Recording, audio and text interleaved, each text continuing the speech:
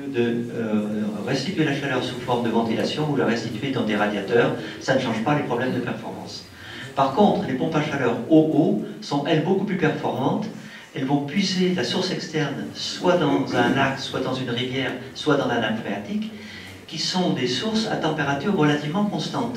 Une nappe phréatique va avoir une température souvent de l'ordre de 12-13 degrés, donc la pompe à chaleur va être calée sur cette valeur, donc elle sera beaucoup plus efficace, et d'autre part, elle va toujours travailler entre 12 degrés et 20 degrés, donc elle va toujours avoir un coefficient de performance compris entre 4 et 5.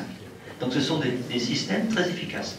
Par contre, si on veut se chauffer sans pompe à chaleur, avec du charbon ou du gaz, l'ADEME ne veut plus financer les chaudières à condensation, parce qu'elle dit, elle ne veut plus financer le chauffage électrique, même par le gaz, parce qu'il sera plus efficace de brûler le gaz directement dans votre chaudière que de passer par l'intermédiaire courant électrique.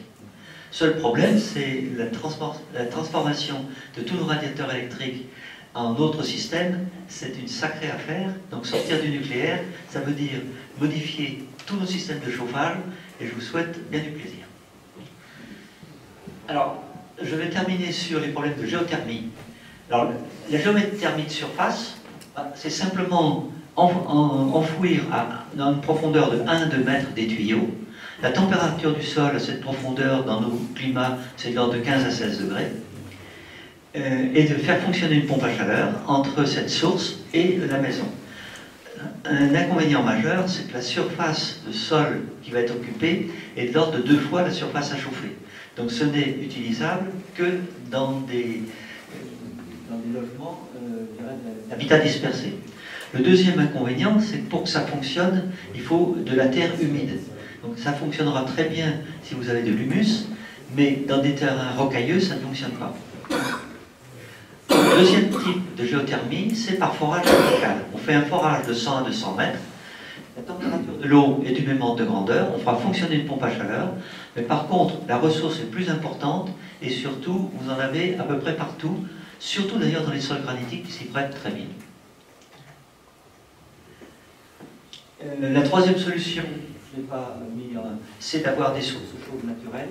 Malheureusement, ce sont des sites particuliers. Bon, en région parisienne, en profondeur, vers 450-500 mètres, on a des sources chaudes naturelles, mais la ressource est souvent insuffisante, aussi bien dans les pompes à chaleur de surface que de forage, que d'eau profonde, inférieure à la demande. Grenoble avait autorisé des forages, puisqu'on a une nappe phréatique qui fait en gros 600 mètres d'épaisseur.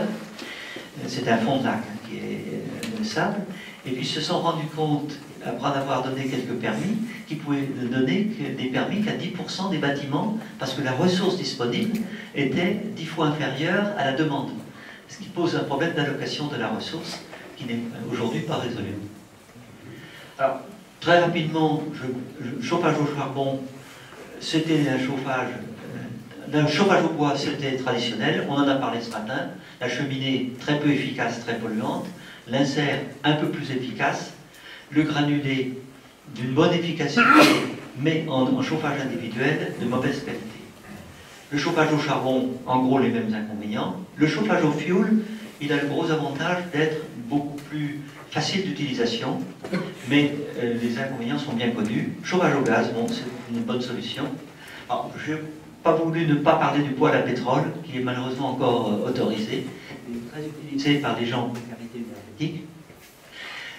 En fait, le poêle à pétrole fait beaucoup d'accidents, parce que ça se renverse, un poêle à pétrole, le feu prend, et d'autre part, il n'y a pas d'évacuation des fumées, donc la qualité de l'air intérieur est catastrophique, et malheureusement, on n'a souvent pas d'autre solution. Alors, dernier point, les réseaux de chaleur. Les réseaux de chaleur, quel est le principe? On a, à ce niveau,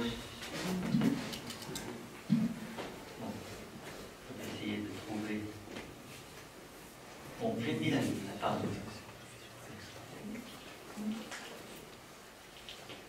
Ah, c'est celui-là.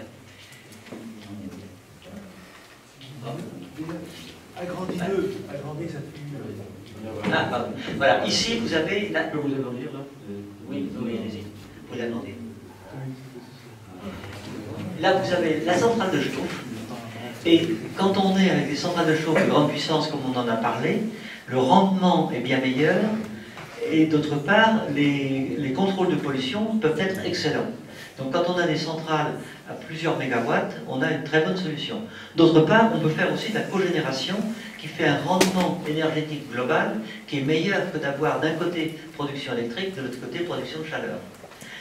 Comment ça fonctionne? Vous avez un réseau primaire qui va distribuer tous les utilisateurs finaux, et dans chaque utilisateur final, vous avez un échangeur de chaleur qui va permettre de transporter la chaleur dans les appartements ou à l'intérieur. Alors, c'est une solution qui a été mise en œuvre déjà un certain nombre de fois, mais relativement peu. Alors, je vous donne l'exemple d'un exemple à Strasbourg, qui est relativement ancien.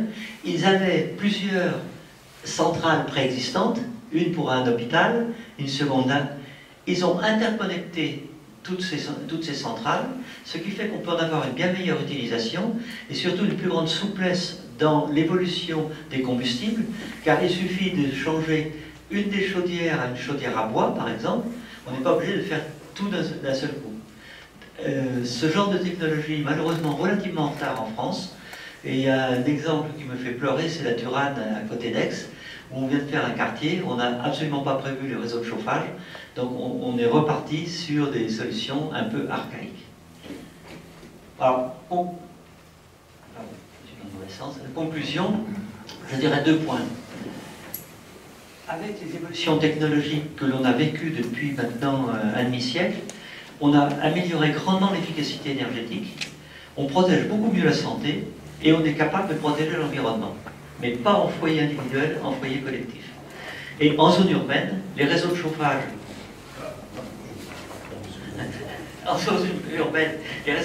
représentent une solution particulièrement intéressante, mais qui nécessite des investissements à long terme, car installer un réseau de chauffage dans une ville existante, c'est pas facile. Merci.